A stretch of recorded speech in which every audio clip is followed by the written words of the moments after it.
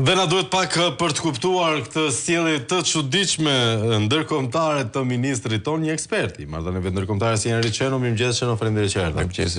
Pyetja është e thjeshtë. Kemi kaluar ca ministrat jashtëm të çuditshëm. Kemi parë Gent Cakën dhe poezitë e tij të tmerrshme. Kemi parë vetë Edi Ramën në atë rol. E filloi me Ditmir Bushatin që pati një fund keq. Na u premtua që Ferit Hoxha do të ishte një njeri që vinte për herë të parë nga karriera diplomatike dhe po shohim që në fakt pas kemi pasur njerëz jo shumë përgatitur për çështjet diplomatike që i kemi vënë në krye të Ministrisë së Jashtme. E para një vlerësim për keq kuptimet në thonjzat Ferit Hoxhës dhe e dyta pak a shumë e njëjta pyetje që ishte për Ramën, por tani është specifike për Ferit Hoxhën i cili udhëheq edhe marrëdhëniet direkte dypalçe me vende të ndryshme. Çfarë kosto ka kjo për Shqipërinë? Në fakt, për të analizuar diplomacinë e Shqipërisë të këtyre të gjithë periudhës që qeverisë Edi Rama, nuk është se nevojitet një ekspert i marrëdhënieve ndërkombëtare, por më tepër nevojitet një psikoanalist për të kuptuar gjendjen se si, po patjetër. Dhe rasti konkreti i ministrit aktual Ferit Hoxha tregon faktin që nuk është e thënë thjesht një burokrat qoftë me karrierë për të shndërruar automatikisht në një politikan i Zotit. Pra, thënë këtë, vetë fakti që i nxitimit të mënyrës se si u përzgjoll Ferit Hoxha nuk ishte më shumë arsyeja për të zgjedhur Feritin, por ishte arsyeja për të larguar Spiropalin, për të krijuar ato balancat brenda qeverisë së Edi Ramës që her pas here ai i ka marrë ndër veprime të tilla. Një sekondë, se kjo ishte interesante shumë. Ju po thoni që Spiropali po krijonte kosto për Ramën dhe i duhet ta zhdukte me një herë që aty? Për të paktën në zhargonin në retorikën që përdor Edi Rama dhe funksionarët të tjerë të qeverisë të tij, dukshëm që diçka e tillë po ndodhte, pra që Spiropali po krijonte një lloj valence veçmas, pra një lloj autonomie në marrëdhëniet ndërkombëtare. Ne nuk i dim në brendësi se çfarë konfliktesh kanë patur me njëri tjetrin, por dukshëm akuza ishte për grupa anglishtfolës. Po anglishtfolës, pra kishte krijuar një lloj valence ku ishte kthyer në një lloj pike reference për zyrtar të ndërkombëtar, qoftë për ambasadat e atashuara në Tiranë, por edhe për diplomatë të huaj anë ban, qoftë mbi të gjitha në Washington, por edhe në Bruksel. Po fakti që përzidhet një individ me eksperiencë në burokracinë, ose në letër, ka rreth 3 dekada eksperiencë në pozicione nga më të rëndësishme në hierarkinë e diplomacisë shqiptare, pra pritet që një zyrtar i tillë të ketë së paku një retorik më të kujdesshme, më diplomatike, pra të ketë atë kostumin e diplomatit dhe nuk është e pritshme të bëhen gafa të tilla, aq më tepër ajo gjuha e përdorur për shqiptarët e Maqedonisë, që është pa tolerueshme në vende të ndryshme të botës, vetëm për një gabim të tillë, një laps të tillë largohen nga detyra, jep dorëheqje ose shkarkohet nga drejtuesi i qeverisë. Ndërkohë që tregon në një lloj mos rakordimi me qeverinë, fakti i intervistës që Ferit Hoxha ka dhënë në Bruksel tregon që nuk është se ka një lloj rakordimi, por kjo është e kuptueshme sepse personi i vetëm që ka zhvilluar dhe drejtuar diplomacinë shqiptare në gjithë këto vite është Edi Rama. Tjerët kanë qenë thjesht kuklla të tij. Megjithatë, nëse është Edi Rama, nuk mund të themi që ka merita, por deri tani vetëm kosto për vete dhe për Shqipërinë. Do të ka fituar ai të qëndruarit në pushtet, sigurisht, në mënyrë të drejtë për drejtë, po avancimet e Shqipërisë nuk duken edhe aq cilësore, nëse kemi parasysh që Malizi ishte pas nesh dhe na parakaloi me një shpejtësi të llatashme. Po patjetër, sepse qeveria që nga çasti që ka ardhur në pushtet në 2013, por edhe në fakt nëse kthehemi në kohë edhe në fushatën e asaj periudhe, nuk është se janë premtuar një lloj kthese apo një lloj ndryshimi në marrëdhënie ndërkombëtare, pra në zhvillimin e diplomacisë shqiptare, nuk është se ka një doktrinë të mirëfillt, pra që kjo qeveri qëndron për këtë. Do bëjë një qendrim, ne kemi parë qëndrime të çuditshme, pra kemi parë Edi Ramën që merr pjesë në bordin e paqes dhe vetëm pak javë më pas merr pjesë në forumin e Barcelonës, ku me gjithë kundërshtarët e bordit paqes. ka një lloj disbalance, nuk ka një doktrinë të mirëfillt dhe kjo është në të keqen e shqiptarëve. Tani, rikthehemi pak tek deklarata për idiotët shqiptar e Ferit Hoxhës. Është pati një përpjekje shumë të fortë dhe të madhe dhe të gjerë për ta minimizuar atë. Madje arriti deri aty sa thanë që nuk ishte Ferit Hoxha, por u dorëzuan tek ajo pjesë. Çfarë ndodh me ndjes shqiptarët në Maqedoni dhe në Kosovë një deklaratë e tillë? Çfarë sjell? Sigurisht që ne vetëm javën e kaluar morëm pjesë në kuvendin e Vlenit së bashku me kryetarin e partisë Luciano Boçi. E përmendëm?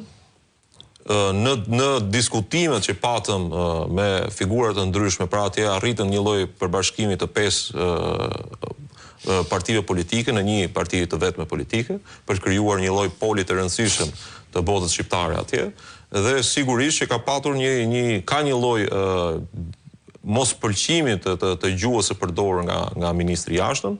Sigurisht që ata kanë problemet e tyre në komunitetin ku jetojnë. Dukshëm që i vetmi idiot tu është ministri i jashtëm, pavarësisht se ai është drejtuar të tjerëve. Një njeri unë kam të pa konceptueshme që një njeri me kaq eksperiencë të përdorë një gjuhë deri diku edhe një formë urrëtie për vetë komunitetin, pra për shqiptarët, po që jetojnë në një vend të tjetër, që deri më sot kanë treguar dhe kanë patur aftësinë për treguar dhe për të krijuar një lloj për të mbijetuar një radhë parës. Për të mbijetuar patjetër, por edhe një aftësi shtetformuese, sepse kanë dhënë, si thua, gjithë kapacitetin e tyre për krijimin e institucioneve dhe për një lloj demokracie sado vulnerabël që është, por një lloj demokracie që ekziston në Maqedoninë e Veriut. Ndërkohë, vim tek deklarata për Euroaktiv. Kemi të bëjmë një lapsus, kemi të bëjmë me fytyrën e vërtet të qeverisë shqiptare, si do e vlerësonit atë deklaratën që s'na intereson shumë, për 5 vjet nuk e rinovojmë më, edhe me Melonin e i lam duart, edhe ata që kishin për të fituar. Është çik mercenarizëm i joni apo thjesht vërtet ai ishte konsultuar me Ramën? Dukshëm që nuk është konsultuar me Ramën, dukshëm nuk i ka pritur. A mendon Rama ashtu mendoni? Është vështirë që ne të hymë në mendjen e kryeministrit, aty do humbim më pas në atë labirint psikoanalitik. Por nga krau tjetër dukshëm ka një lloj mos rakordimi dhe kjo vjen edhe për arsyen sepse marrëdhëniet diplomatike kjo qeveri kanë kaluar në front totalisht personal dhe jo institucional. Pra është vetë Edi Rama që ka udhëhequr sipas emocioneve dhe instinkteve të tij diplomacinë dhe jo në rrugë institucionale zyrtare ndërmjet qeverisë shqiptare dhe institucione të huaja ndërkombëtare. Sigurisht shikohet kjo lloj përplasje, defibrilacioni ndërmjet ministrit të jashtëm dhe kryeministrit, pra ka një lloj mos rakordimi për këtë çështje. Sigurisht që ai ka ndjekur, ka parë këtë qenia e tij një burokrat, ka parë dokumentet dhe letrat që ka shtyr përpara, si thosh, propagandën që Shqipëria brenda një kohe shumë shkurtër do jetë antare e Bashkimit Evropian dhe për rrjedhoi kjo kontratë do bjerë. Pa ishte lapsus freudian më tepër se sa janë të gjitha bashkë. Prandaj të thash që në psikanalizë ka nevojë për psikanalizë dhe jo njohës të marrëdhënieve ndërkombëtare. Si perceptohen nga Europa, veçanërisht jo Italia dhe Gjermania, por Brukseli kryesisht këto sjellje të qeverisë sonë dhe caktimi i një ministri të jashtëm që bën këto lloj gafash? Pare se të caktohej ministri i jashtëm, zoti Ferit Hoxha përfaqësonte Shqipërinë si ambasador në Bruksel pranë Bashkimin Evropian. Ishte edhe ky term i bukur. E kemi këtë term, se kemi të marrë nga gjuhët e huaja që i përdorin edhe këto. E përdorin amerikanë, e përdorin gjermanë, pse mos ta përdorim edhe ne? Se jo. Kemi edhe ne Feridin fuqi plot. Dhe pra në një farë mënyrë ai ka qenë i njohur për politikanët, për botën e politikës e Brukselit, për njerëzit atje. Sigurisht që të qenurit diplomat dhe ambasador e ke mjaft kufizuar hapësirën ku ti mund të lëvizësh, ndryshe nga të qenurit drejtuesit diplomacisë, pra ministri i jashtëm. Dhe ata kanë, pra në kontaktet tona të para, sigurisht që Brukseli në një farë mënyrë ka një lloj fërkimi dhe përplasje me mënyrën e të bëhurit, jo thjesht diplomaci, por edhe mënyrën e të qeverisurit tashmë. Për ata është shumë e rëndësishme jo thjesht të plotësohen kapitujt, por të arriten standardet e Bashkimit Evropian. Nëse ne pretendojmë të bëhemi antar të Bashkimit Evropian, duhet plotësohen një sër kushës dhe jo thjesht të kalohen disa ligje dhe të plotësohen disa kapituj. Fakti që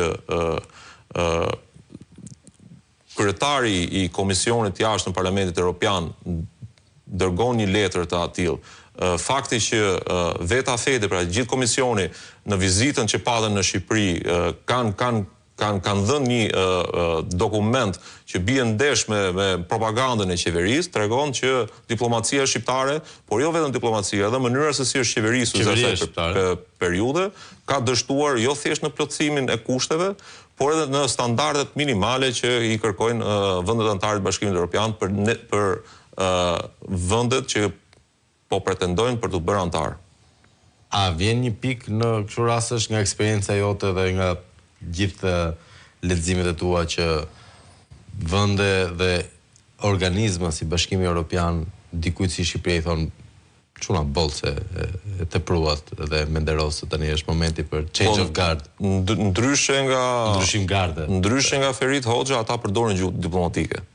Pra tregon të kujdesshëm për të mos të krijuar disbalanca të mëdha dhe sigurisht fakti që të gjithë këta zyrtarët e lartë të Brukselit njëri pas tjetrit po thuaj se po dalin publikisht tashmë kundër mënyrës të qeverisurit të Shqipërisë, sidomos për betejat që qeveria ka bërë përballë, pra duke anashaluar plotësisht edhe opozitën shqiptare që dhe duke marrë flamurin e integrimit si një çështje jo vetëm e një qeverie dhe një partie, po thjesht e një individi.